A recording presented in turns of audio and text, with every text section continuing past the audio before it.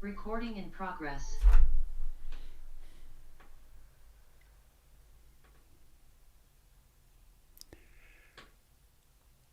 Good morning, dear, beautiful Dharma friends.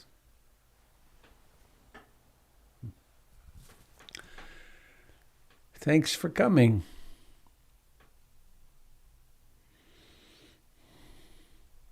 I got an early start today at 3, so I've had lots of time to be mindful, and feels like the day is going on forever. It's only 10 o'clock in the morning here in Pacific time. Lots of opportunities to get into trouble before the day is done.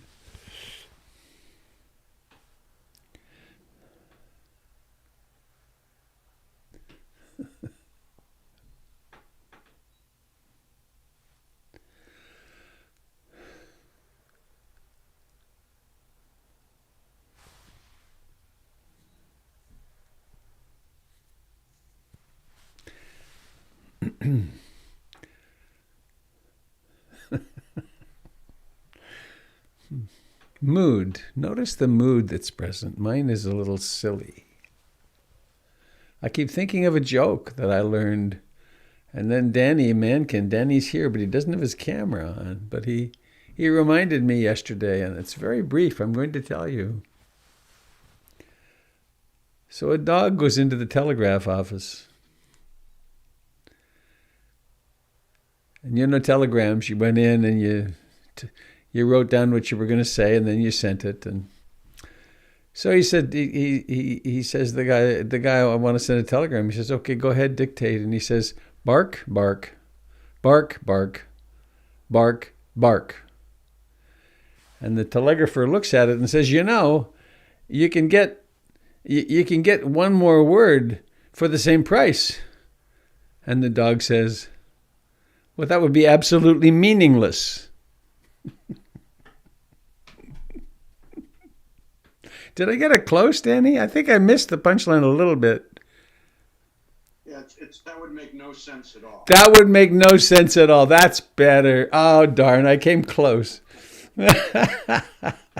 All right. Well, this morning, the poem of my life has been up several times, and I will give us a rendition of it. It's with my beautiful tar. I have this incredibly gorgeous Middle Eastern drum. It's a tunable hand drum. You see this key? It's a hex key, and you put it into these little things, and you can adjust the tone. I think it's in pretty good shape right now.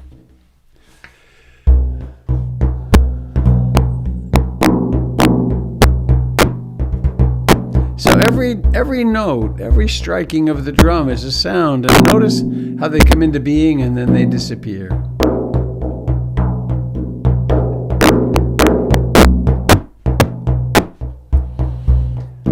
It's a poem by Juan Ramon Jimenez, translated by Robert Bly. Juan Ramon Jimenez was a Spanish poet about the middle of the last century. Sounds like a long time ago, doesn't it? I guess it is. I am not I. I am this one standing beside me whom I do not see, whom at times I do manage to visit, but who mostly I forget, who remains calm and silent when I speak, who forgives gently when I hate, and who will remain standing when I die.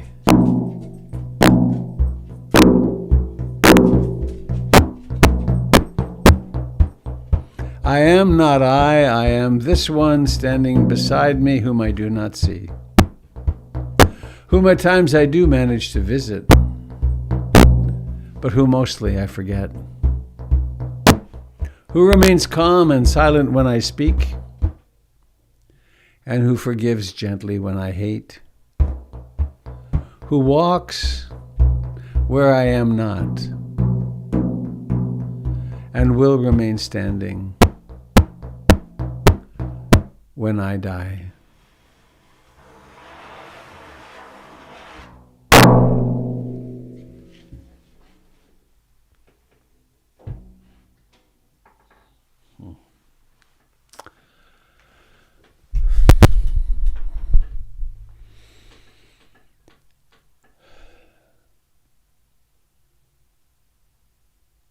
Mindfulness.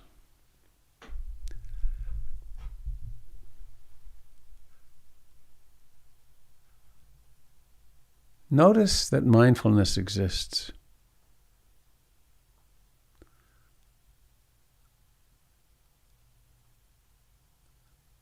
And we notice it most easily by noticing its objects. The fact that there's a body sitting here. It's alive.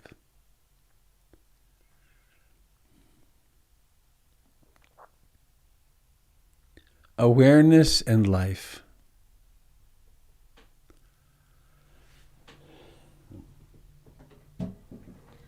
And for support on our journey, to keep us oriented,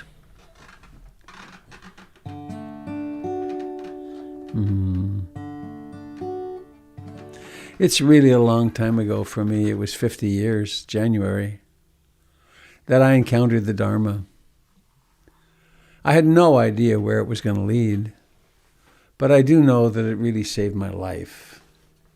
I was so depressed and freaked out, and it all made sense. I didn't have to accept anything on blind faith, and it never once contradicted my scientific training.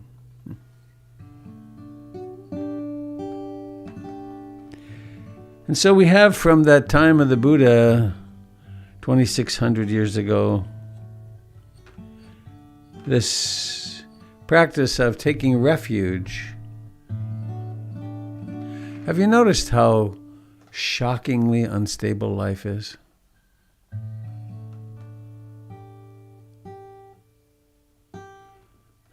How remarkably deluded human beings are capable of being.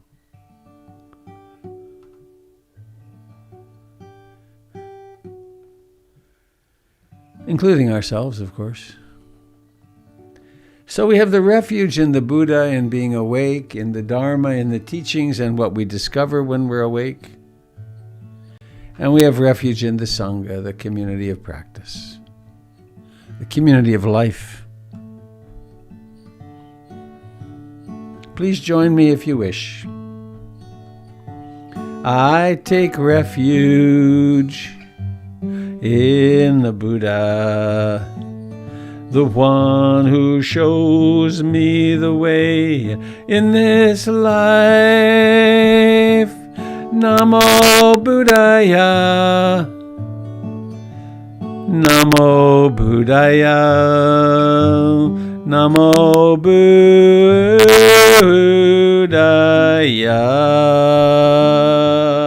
I take refuge in the Dharma, the way of understanding and love. Namo Dharmaya, Namo Dharmaya, Namo Dharmaya.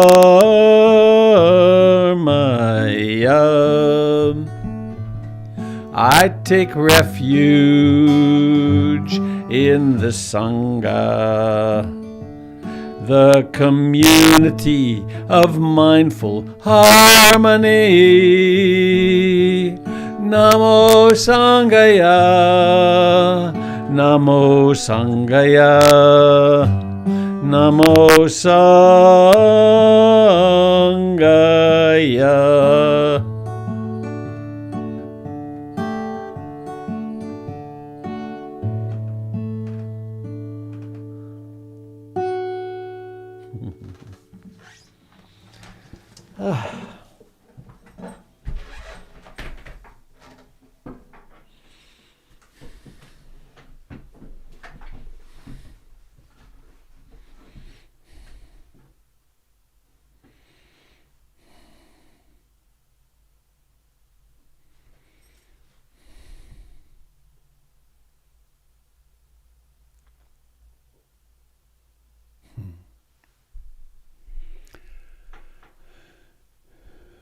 noticing that which arises in consciousness. A thought just came through from my teacher, Matt Flickstein. You're already awake. Believe nothing to the contrary. What does that mean?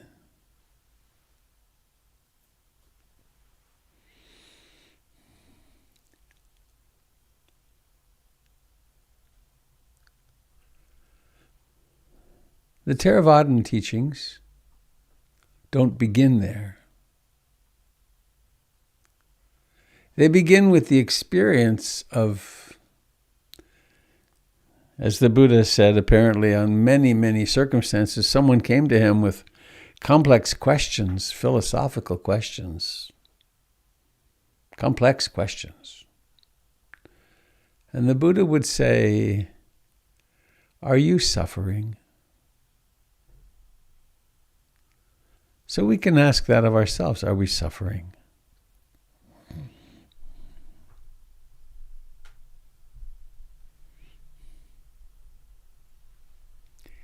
And if we are, then that gives us a great place to begin.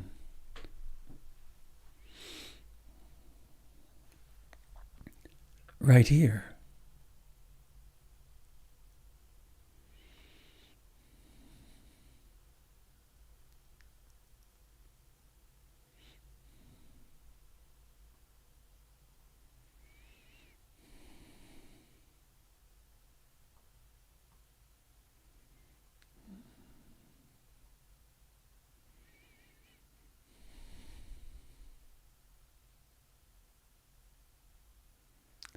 And what do we find when we come right here?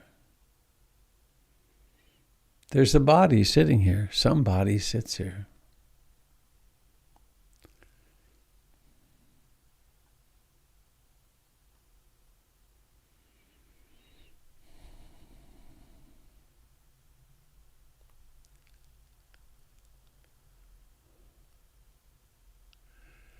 And notice that the body is nothing but life. Feel it, know it, embrace it, incarnate as it.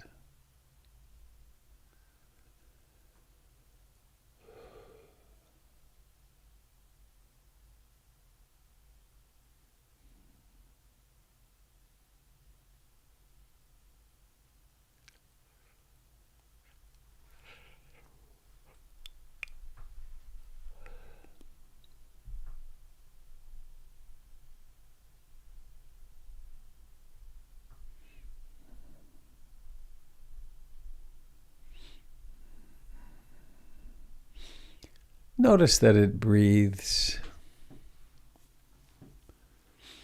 It's been doing this breathing in and breathing out for a long time.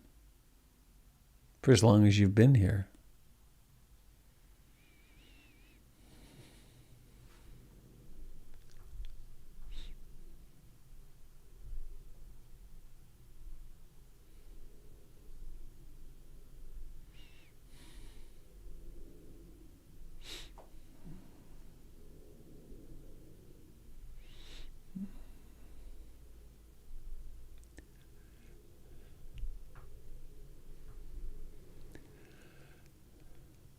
And I want to just plant a little seed here this morning that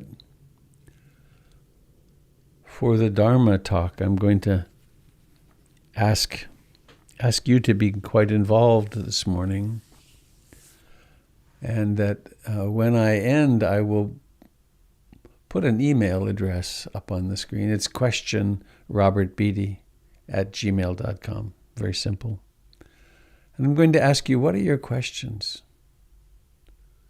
What would you like to hear about from the Buddhist teachings? So I just plant that seed and see, maybe something will pop up that you've been sitting on or that's been coming to you, and you could send it so that we can share it together. questionrobertbeatty@gmail.com. And so now letting go of that, another thought. Notice where the body is in contact with the chair, the floor.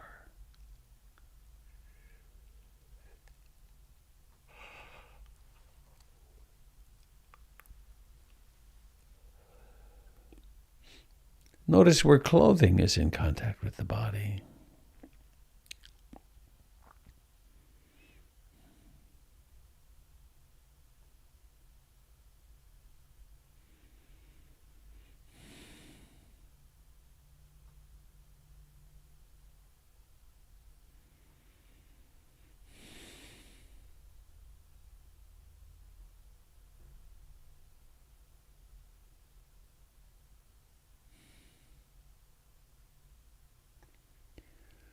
And notice that each breath has a lifetime, a beginning, an ending, a rising to fullness, a decline.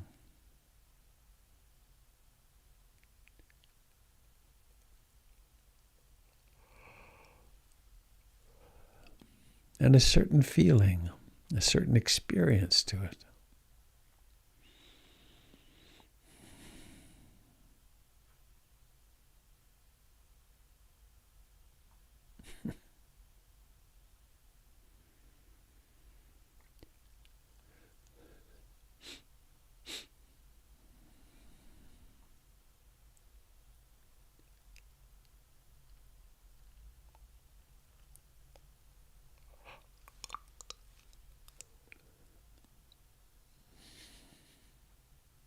The practice of mindfulness is the practice of non-judgmental awareness.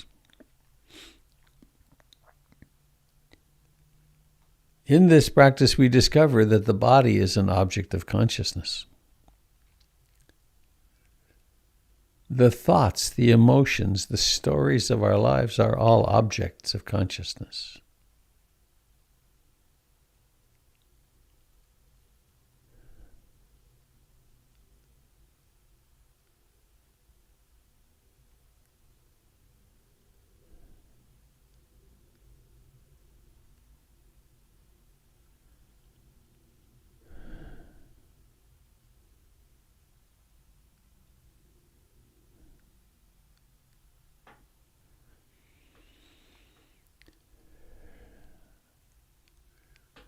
Notice when the mind wanders.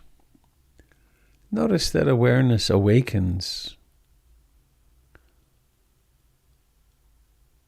Don't fight with the wandering mind. It's pointless. Simply wake up to it, from it.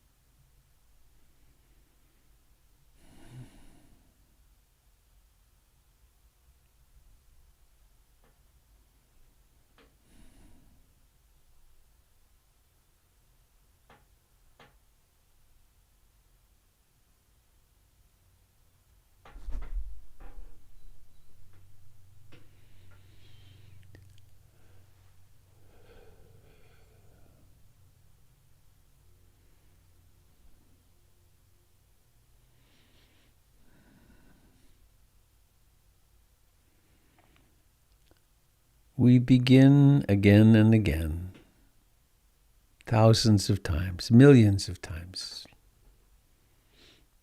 We're always waking up in the same moment now. And we can develop, we can train, literally, no doubt, it's training the brain to stay with the breath, to stay concentrated, to go deeply into the breath.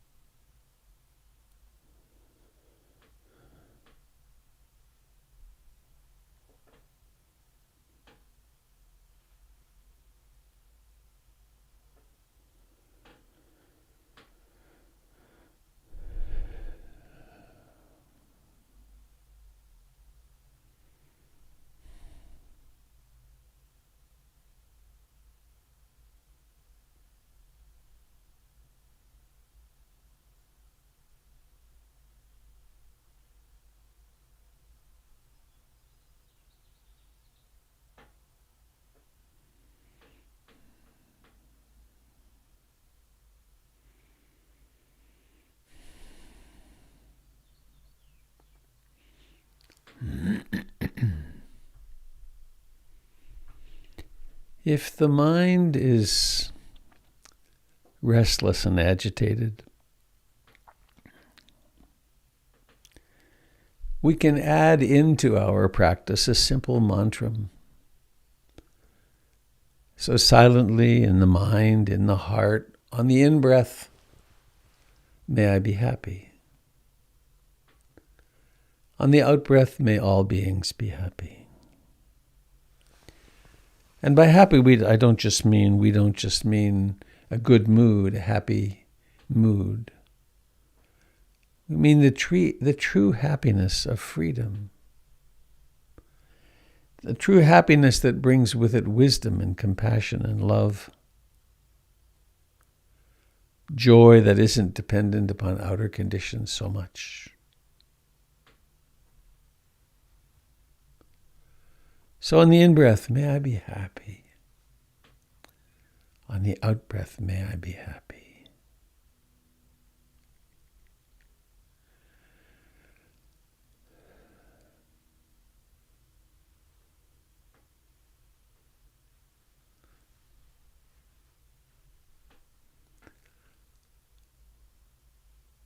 And there's another time-honored mantra or intention, which is breathing in, calm body.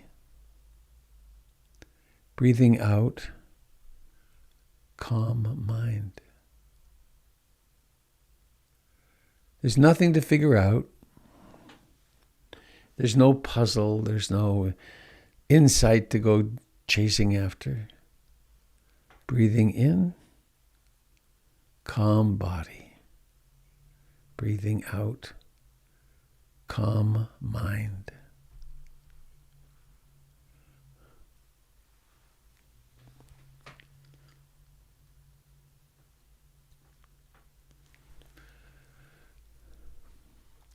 In, calm body.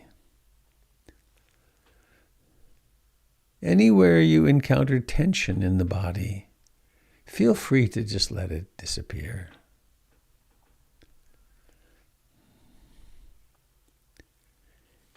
Anywhere you encounter thoughts or worries or plans, just let them disappear. You can always pick them up after.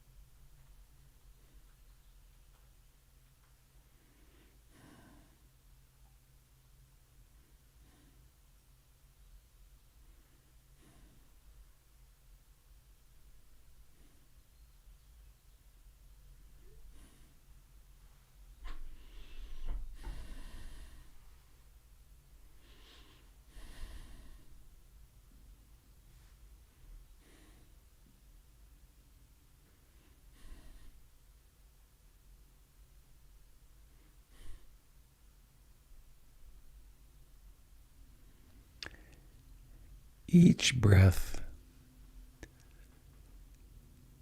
has a beginning.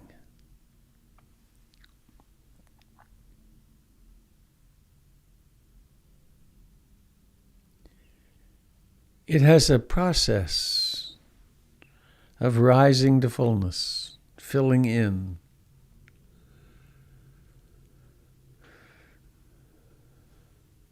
And then emptying out.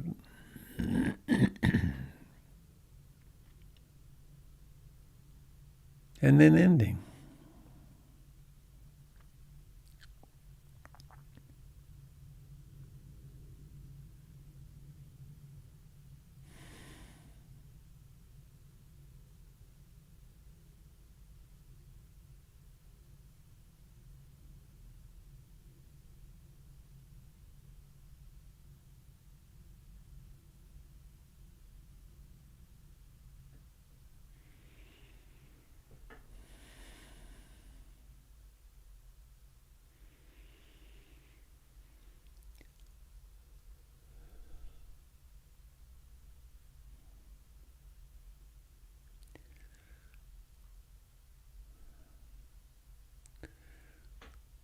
we sit still.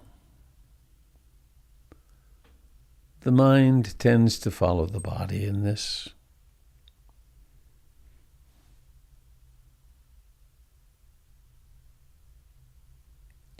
When the impulses arise to move or to scratch or adjust position, we notice them as desires or dislikings.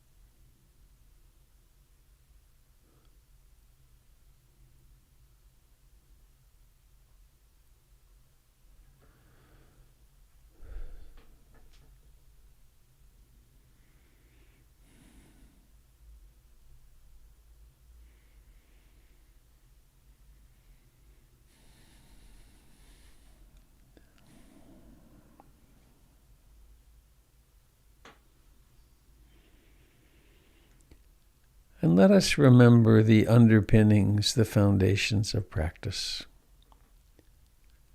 I aspire to love and accept myself exactly as I am in this moment, exactly as I am.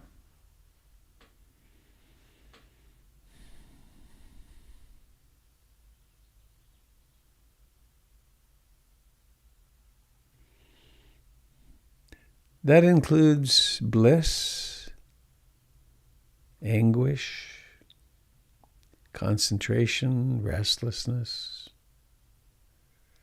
confidence, fear, faith and doubt.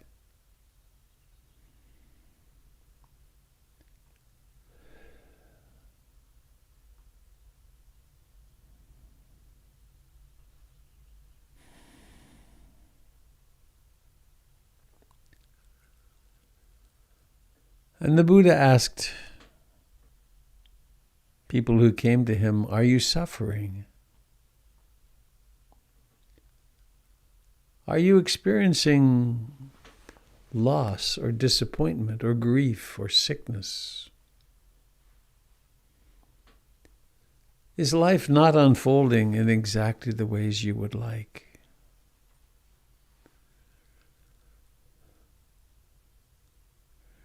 If so, why not learn to bear that suffering like a wagon bears a load? When I'm hurting, no matter how I'm hurting, physically, emotionally, existentially, I intend to hold myself in sweet compassion. Sweet compassion, meaning I'm allowed to be who I am. The experience is allowed to be as it is. This moment is like this, and I intend to love it, to love myself as experienced in this moment, and to contain and support any suffering or pain. So I don't have to run anymore.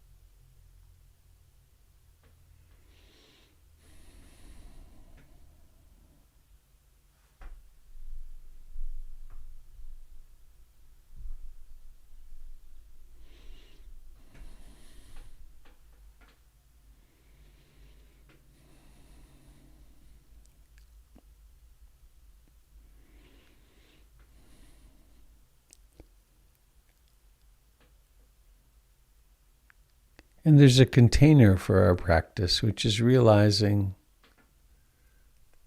that we are interconnected, interbeing. We are inextricably connected in the web of life. And so our very practice is for all beings. But we can also incline our hearts that way with a simple statement. May all beings everywhere share in the merits of my practice. May my loved ones, may my pets,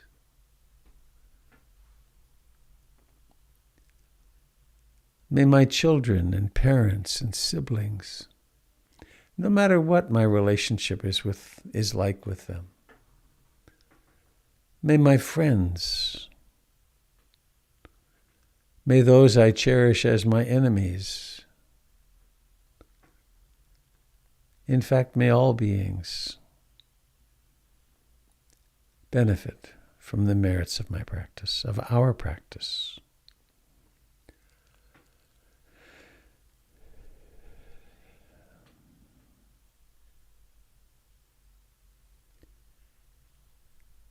And now let us fully incarnate in the body.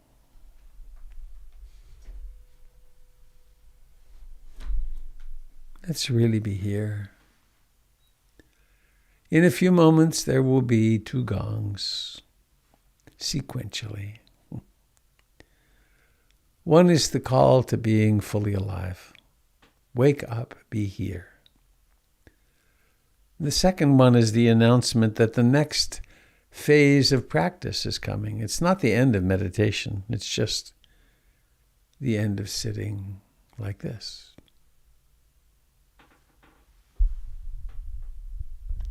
And then we can notice that there's a body and there is a face and there are eyes, and then there's the intention to open the eyes, and then quite probably there's seeing.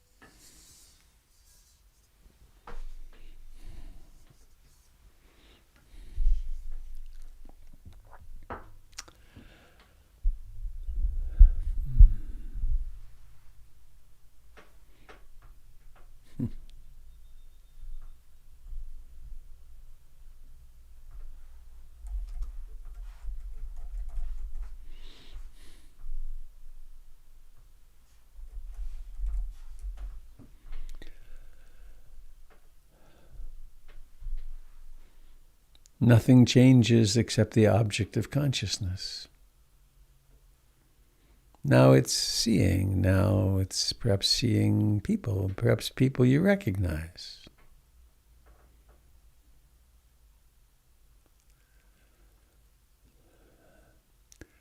I have just a couple of announcements. One is next Saturday, Doug Pullen is doing a retreat from 9 to 2. Any of you that don't know or have never practiced with Doug Pullen, I'd like to put a what's the word, a bug in your ear. It's a funny thing to say, isn't it? I don't really want to put a bug in your ear. But Doug Pullen went to India with my first wife and I when he was 21 and we were 27. It was totally absurd. Kathleen and I didn't really know each other, but we were married. And we took 25 Lewis and Clark students to India for 5 months. And we traveled all over the whole country. It was really insane. I guess I can tell you this. It's that long ago. We had a private train car, our own car. And one time in the middle of the night, there turned up at our door 2 men dressed in railroad police uniforms. And they told us that they had found marijuana on our students as they'd come down the car. And then they searched our belongings, and the first thing they found was about $5,000 in cash, which is a vast amount of money in India. But, we were traveling with 27 people, so we had significant piles of Indian cash. And then they found a little stash of marijuana. And then they said, well, we're going to have to take you off at the next station because of this. And we just about died. And then they said, or you could pay the fine. And I asked him, how much would the fine be? And he said it was something like, I forget, it was in rupees, but it was like $50 or $20 or something. And he had seen this wad of cash. He could have said, it will be this. But we gave him that, and he got off the train. It was a crazy time, the 70s. But anyway, Doug Pullen, he went with us on this trip. And Doug and I have been dear friends and Dharma buddies ever since.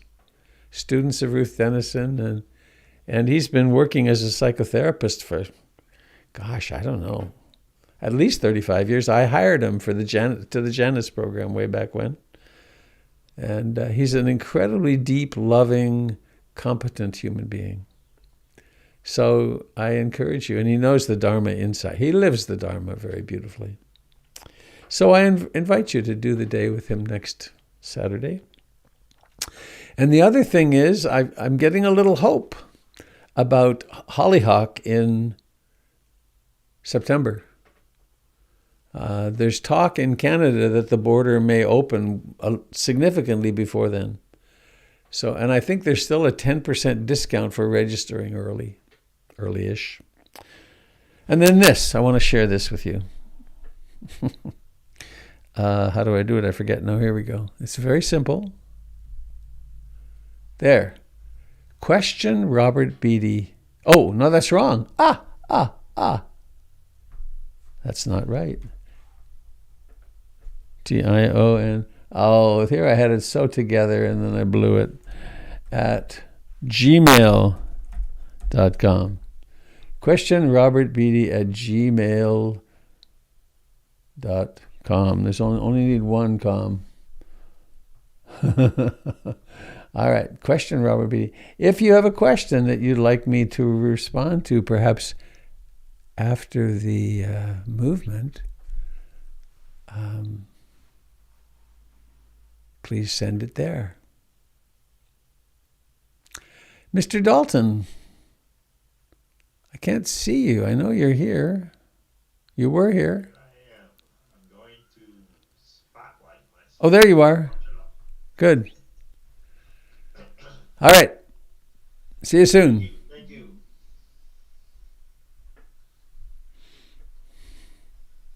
So if you'd like to join me for some mindful movement, we'll begin by just standing.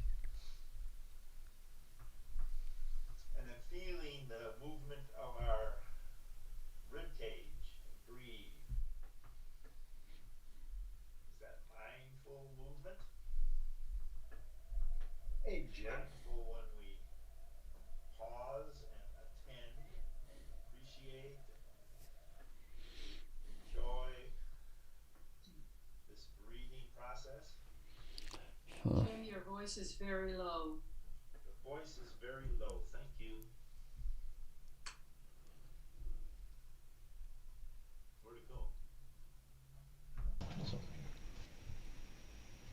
How's this? Is that better? Okay. So what I was moving toward is mindfully bringing our hands together in front of the heart, palm to palm, and then coordinating the breath with the hands. So moving mindfully outward to breathe in, moving mindfully in to the center, breathing out. Who is this one moving these hands?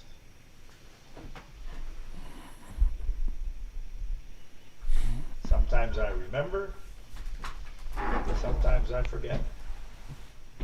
Now, from this position of rest and exhaling down to stillness, turn one palm up and one palm down. Stretch apart. Breathe in and form that ball again. Breathe out and stretch apart.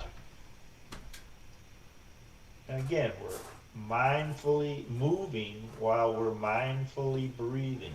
Exhale upward and downward. Inhale towards the center. Feels like this.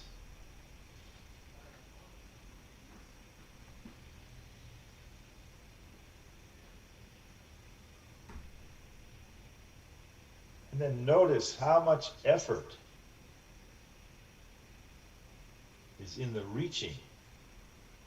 And the next time we breathe out, do it with less effort.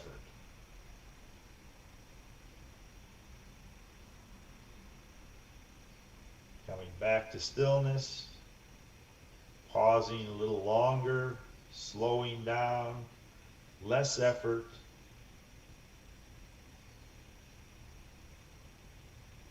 Returning to rest with attention, affection, appreciation for this movement.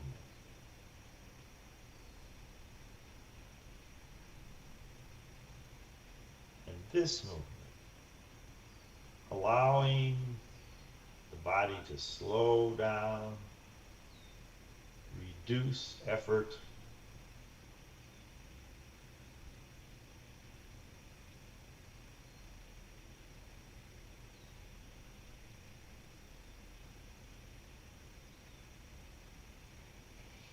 Just let the breath come and go as it will. It may not match our original gesture. That's okay. It's over. This is the gesture now. Breathing at will. Moving with less effort and less urgency. There's no place to go. This is where we belong, right here.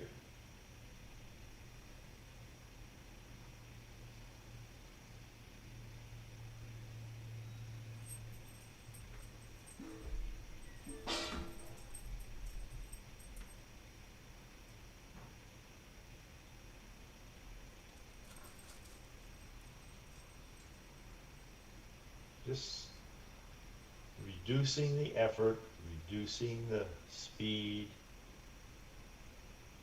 and then coming to pause and enjoying the stillness. There's still movement, mindful movement of the rib cage.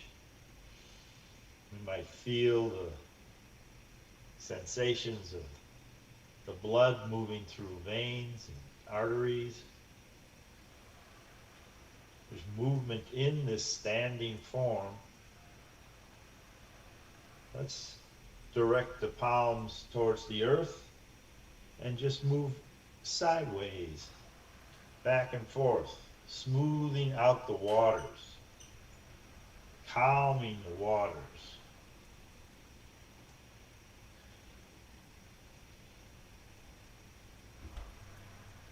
Again, how can we lessen the effort Ease over to the other side. Let the breath come and go exactly as it needs to.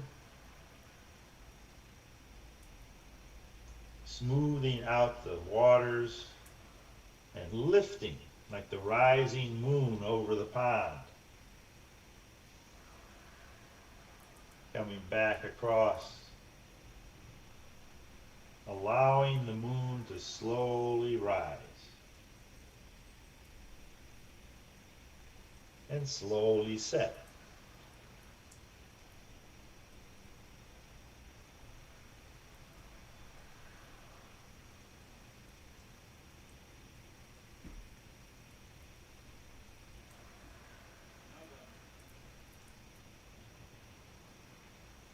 Notice how we begin, the lift, proceed across, and descend. Descending into the calm waters. One more time.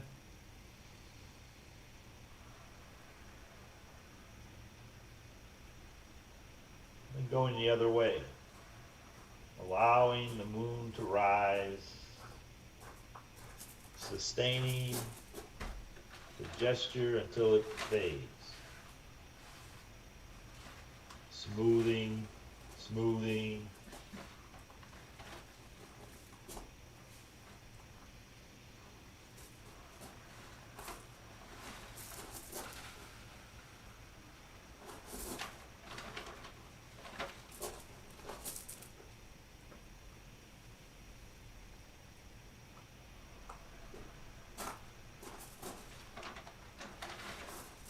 Noticing the softness, noticing the beginnings, the end, moving across, we begin, moving up and across, and descending. Every gesture has a beginning, a middle, and an ending.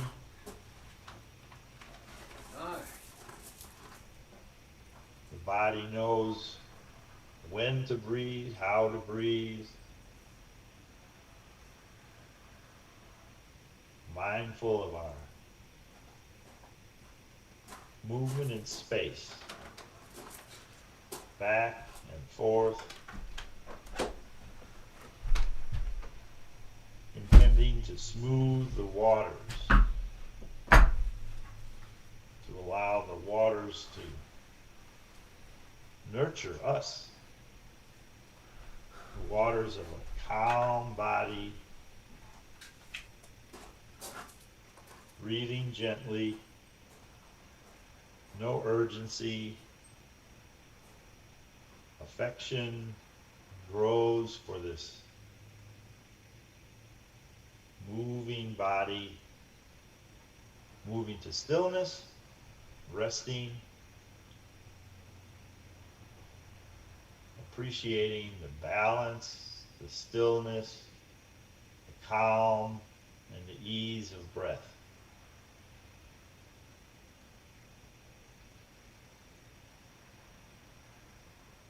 The body slowly opens, allowing the flow in. The body releases.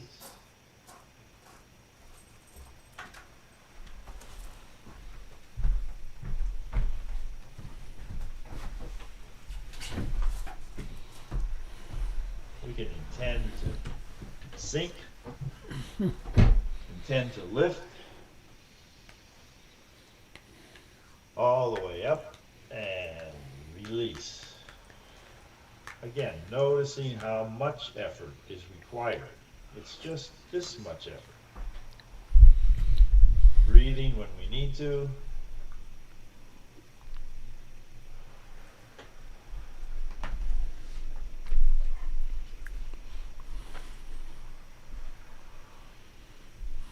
Beginning to lift. Sustaining the effort. Just this much. Releasing the effort. allowing it to fade, fade, fade. Mindful of this gesture, this gesture, this, release.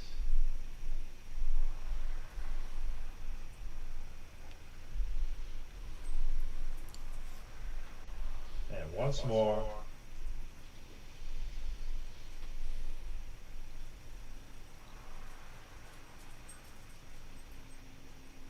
Fading.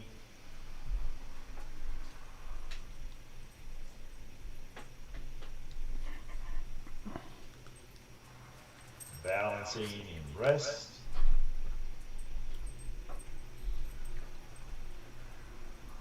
Gratitude for the opportunity to practice together, to move together. Looking forward to the time we can be together. Maybe we can do this on June 19th in the side yard of PIMC on Wood Street. I don't know. I'm going to work on that. Thank you very much. See you next week. Bye-bye.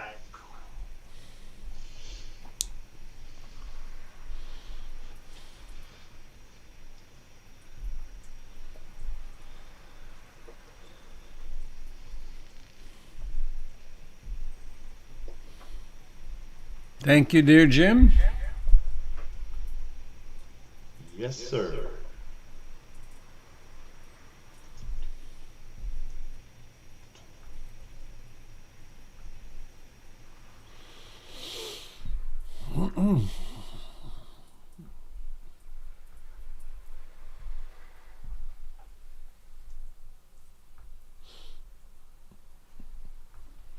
I need a moment to fiddle here. Let's change this. There we go.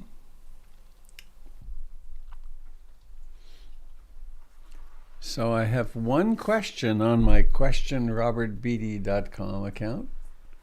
If you have one, please take a moment now to put it there, or we can just do them directly too. I just thought it might be nice to have it be anonymous. Sometimes people like that. But before we go there, I want to share something with you. Ta-da! Okay.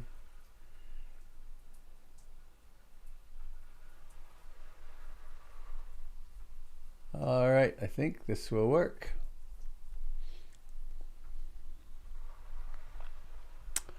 I want to get to gallery view. There you are. I was at PIMC yesterday for several hours getting the watering system going, getting everything to be safe for the hot weather.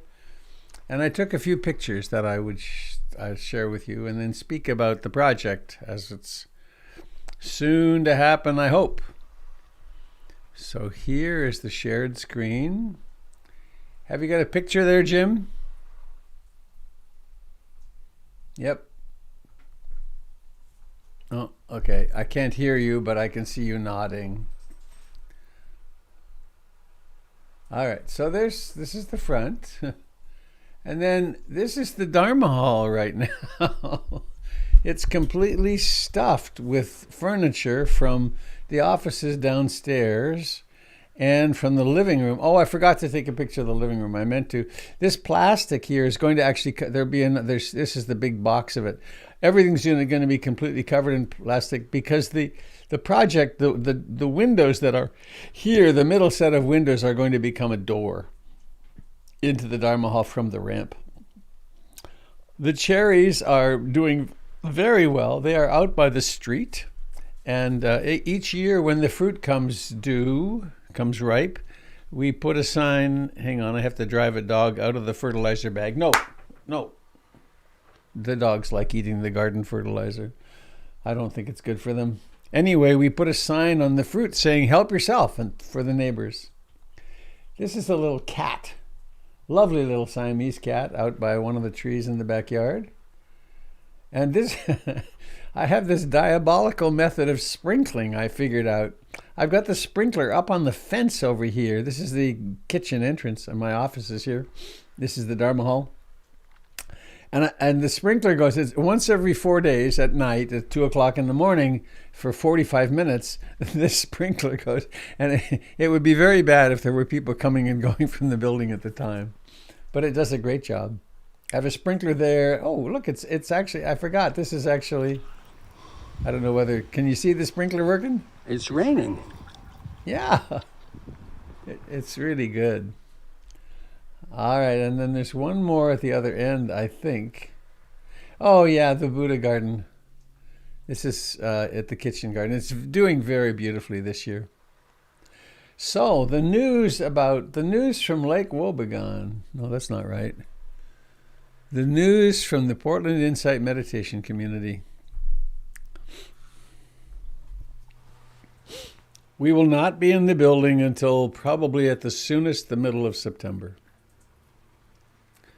And the reason for that is the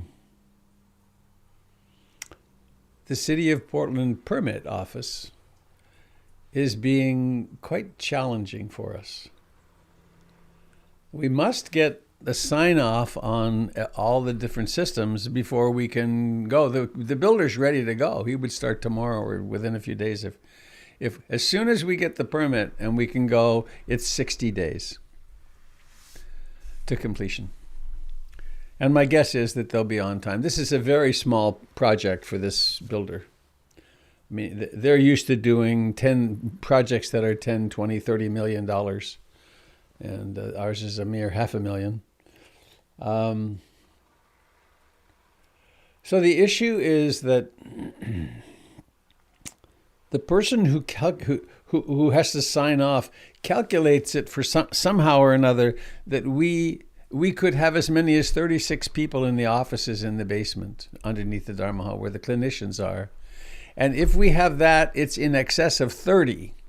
And in excess of 30, we must put in a sprinkler system, a high-end alarm system.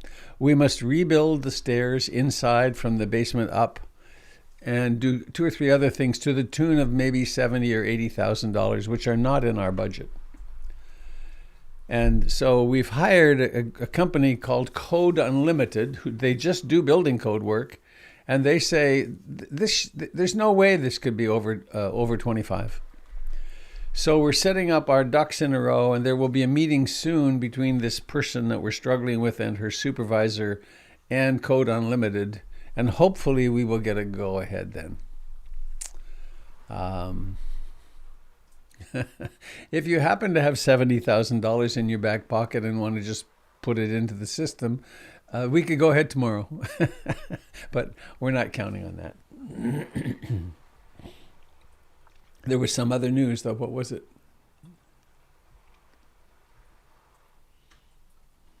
I'm forgetting.